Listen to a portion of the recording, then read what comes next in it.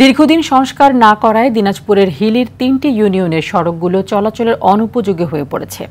সড়কে ছোট বড় গর্তের সৃষ্টি হওয়ায় ঝুঁকি নিয়ে চলাচল করছে যানবাহন, ঘটছে নানা ধরনের দুর্ঘটনা, নষ্ট হচ্ছে বিভিন্ন যানবাহনের যন্ত্রাংশ। দ্রুত ব্যবস্থা নেওয়ার আশ্বাস দিলেন উপজেলা প্রশাসন।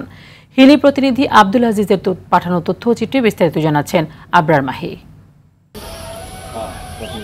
এই চিত্র দিনাজপুর জেলার হিলির বিভিন্ন গ্রামীণ রাস্তার।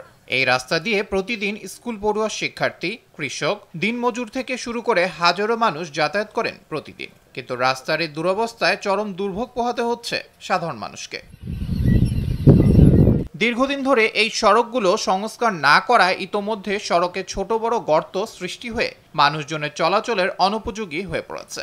সব ধরনের যান ঝুঁকি নিয়ে চলাচল করলেও প্রায়ই ঘটছে দুর্ঘটনা। শুকনো মৌসুমে চলাচল কিছুটা করা গেলেও বর্ষা মৌসুমে এই রাস্তা দিয়ে চলাচলের অনুপযোগী হয়ে পড়ে। দীর্ঘদিন ধরে স্থানীয় প্রশাসনের কাছে আবেদন করা হলেও এর সমাধান মিলছে না। গাড়ি ওখান থেকে ঠিক করে নিয়ে আসতে এই রোডে উঠতে আবার নষ্ট হয়ে যাচ্ছে, তাহলে আমাদের হয়রানি হচ্ছে না। আমাদের এই ভ্যান চলে কয় টাকা আমরা পাই। অনেক সময় স্কুলে যেতে যেতে সাইকেল নিয়ে রাস্তায় পড়ে যাই, আমাদের পোশাক নষ্ট হয়ে যায়। মাঠে আমরা চাষবাস করি, আমাদের খুব দুরবস্থা চলে। আসলে এটা যদি কোনো কর্তৃপক্ষ কোনো দৃষ্টি দিত তাহলে আমাদের জন্য খুবই ভালো হতো। রাস্তার অবস্থা খুবই খারাপ, রাস্তায় কাদোর জন্য আমরা চলাচল করতে পারি না। কয়েকটি প্রকল্পের আওতায় অন্তর্ভুক্ত করার প্রক্রিয়া চলমান রয়েছে। বরাদ্দ অনুযায়ী বাস্তবায়ন করা হবে বলে জানান হাকিমপুর উপজেলা প্রকৌশলী। কয়েকটি প্রকল্পের আওতায় অন্তর্ভুক্তকরণের প্রক্রিয়া চলমান আছে। এগুলো ডিপিপি প্রণয়নের কাজ হেডকোয়ার্টারে চলতেছে।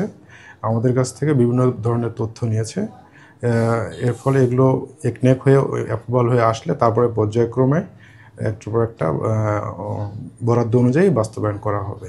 দ্রুত রাস্তাগুলো পাকা করা সহ স্থায়ী সমাধানের দাবি জানিয়েছেন এলাকাবাসী। আবরার মাহি, RTV।